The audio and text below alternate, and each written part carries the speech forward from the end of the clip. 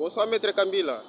Bonsoir chers amis journalistes, chers téléspectateurs. Vous êtes nombreux dans vos maisons, dans vos véhicules, en train de nous suivre sur l'internet, sur YouTube, la télévision Daniel Kambila Ozana TV. Nous vous disons bonsoir et bonne journée. Comment concevez-vous des élections en RDC? Merci beaucoup chers journalistes pour cette question très importante que vous nous posiez, de savoir qu'est-ce que nous sommes en train de penser concernant les élections dans notre pays qui est la République démocratique du Congo. Écoutez, chers amis journalistes, moi je pense que cette question est vraiment la bienvenue, mais je pense que notre constitution a vraiment parlé des élections.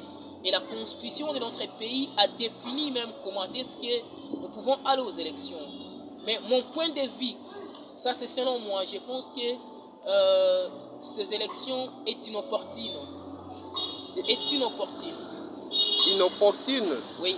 Comment? Cette élection est inopportune. Pourquoi? Parce que, écoutez, chers amis, le pays ne peut pas seulement se développer par rapport aux élections.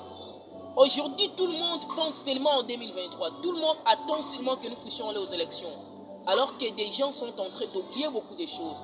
Des gens oublient qu'en dehors des élections, le pays doit émerger, le pays va aller de l'avant. Il faudrait que nous puissions construire notre pays. Alors, au lieu de construire notre pays, des gens oublient cela et ils focalisent leur énergie, leur temps seulement aux élections. Voilà pourquoi moi, je suis en train de penser que c'est trop prématuré d'aller encore aux élections en 2023. Pour moi, c'est trop prématuré. Nous devons encore donner vraiment le temps à nos acteurs politiques que nous avions choisis, que ces derniers puissent développer les pays. Le développement d'un pays ne dépend pas seulement aux élections. Le développement d'un pays dépend, soit, ce que je vais dire, à la volonté de ses gouvernants. Lorsque les gouvernants ont la volonté de pouvoir développer les pays, ils vont le faire.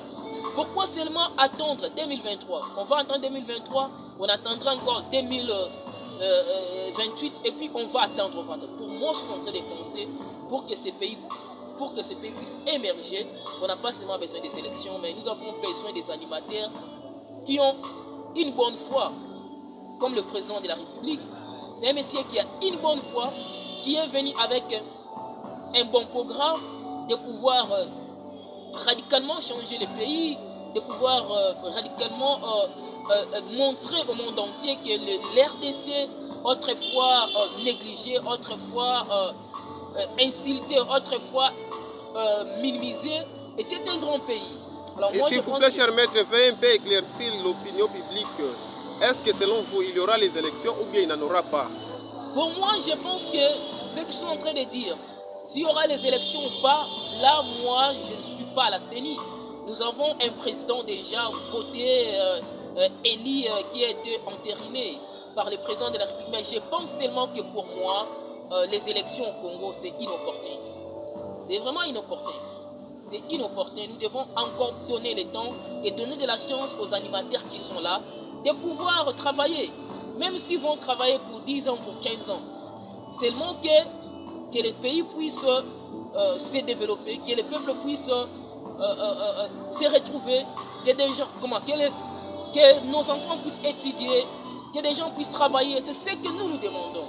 La population demande quoi? Ils demandent de l'eau, ils demandent l'électricité, ils demandent du travail, ils demandent une bonne santé, ils demandent une bonne éducation. C'est ça, parce que si vous partez ailleurs, partout ailleurs, ce sont des nations comment? Ce sont des choses très élémentaires. Le manger, le boire, l'éducation, ce sont des choses très élémentaires que nous, la population, nous sommes en train de demander à nos gouvernants. Mais nous ne demandons pas à nos gouvernants beaucoup de choses, parce que même la personne qui va venir en 2023, qu'est-ce que lui aussi fera? On aura aussi besoin qu'il puisse partir, qu'il puisse venir. Voilà pourquoi moi je suis en train de penser que même dans notre pays, la plus importante, ce n'est pas seulement les élections, mais la plus importante, c'est le développement de notre pays. Mais quand même, il y aura les élections. Il y aura les élections ou pas, là moi je ne peux pas affirmer, soit infirmer, mais tout ce que je sais est que c'est mon point de vue, ce que je suis en train de dire, que les élections de notre pays, pour moi je trouve ça vraiment inopportun. Est-ce que le président Fachi va postuler encore?